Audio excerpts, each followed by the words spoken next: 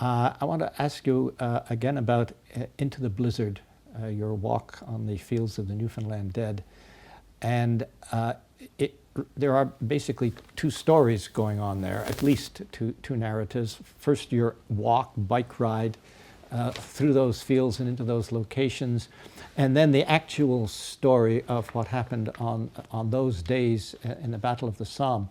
How did you, as a writing challenge, handle the interweaving of the surface story, the immediate story of your walk? You're following the trail of the Royal Newfoundland Regiment, and all of the research that you had to do. How did that work?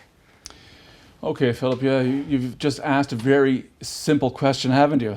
Okay, the answer to that is, you struggle for 3 years to figure out the narrative. You try to figure out, how are you going to make this story sing? Because you want the reader to enter your book and to make it have an experience that feels effortless, like it just poured out of me. And that requires a lot of hard work. So you have to figure out, okay, what is the narrative time here? Am I setting it in the past, or am I saying to your reader, here I am, I'm writing a book about the First World War. So striking upon that as the beginning.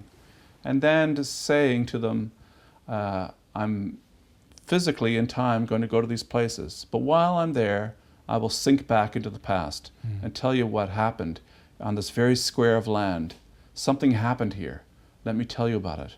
But I'm not going to go on too long, because I don't want you to forget that I'm standing here in the contemporary world, and I have another place to go to next. So it's a question of pacing, essentially. I'm here, let me tell you about the past, let's move on to the next thing. So that's something that is very difficult to create, because you're hiding all the seams of the construction. You don't want the reader to see the construction. And you don't want the reader to feel like, oh, here's a page of research coming at me. Now we're going to, get a number of facts and figures. And if I just even turn the page, I can pick up his narrative without having read that page. So like that to me is a mistake in a book, if you can do that. No surprise. There's no surprise. And also there's no sort of, I'm thinking of all the drafts of this book I had before I finally got to the final one, where when I'm reading the draft, I say to myself, if my eye starts to drift down the text to something interesting, that means there's a problem with that section. And I'm either going to have to make it interesting, or I'm going to have to cut it. So those are the things. So it's a hard thing to do, because your eye wants to just keep drifting. And your inertia is saying, oh, just let it go, Michael. And your reader's expectations may be for a standard military history, but as you've said, that's been done and done and done. Those are excellent books, and there's two things about it. Those books already exist, so I'm not going to rehash. No. I'm not going to make a potted history of things that already exist. And secondly, I'm not that kind of writer. Like, that is not my strength. So other writers do that really well, and all the power to them. And those books, I want them published alongside my own.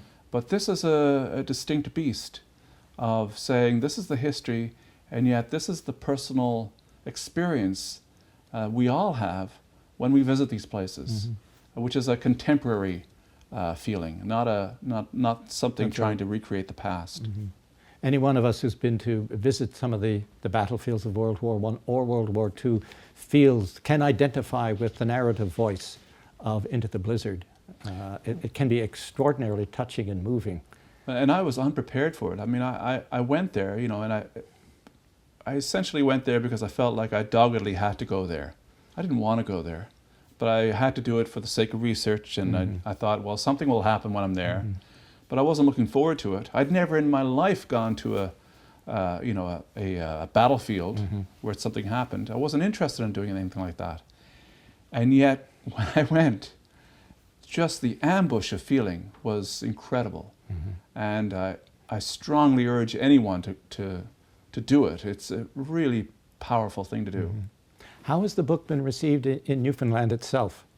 It's been great. Now, I mean, I was, I had trepidation about it because it's not a conventional, history. There's a lot of personal anecdote in there, and who wants to hear about, me when, really the focus is on the regiment.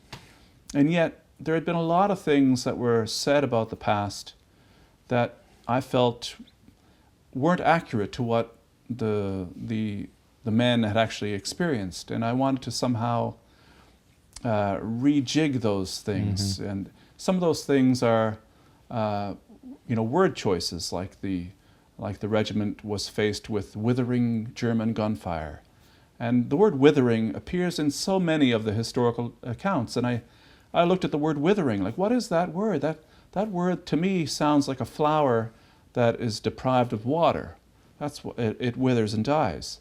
But what those men faced there was something different. It was a crossfire of German machine guns. So I looked up the machine guns, and I found out how many rounds per second they actually fed out of the machine. And I came upon, I thought, a far more gruesome description, but more accurate to what those men actually faced. So that's the kind of change that came upon me. Another word would be the regiment was decimated that morning. And of course, decimate means 1 in 10. 1 in 10. Yes. And in fact, they weren't decimated. It was more like they were annihilated, 9 in 10. Nice. So the word, in its attempt to say it was terrible, is in fact letting off the scene in a light fashion. So those are the things I wanted to question. But I was really worried. I thought there'd be a lot of people that might be offended by that.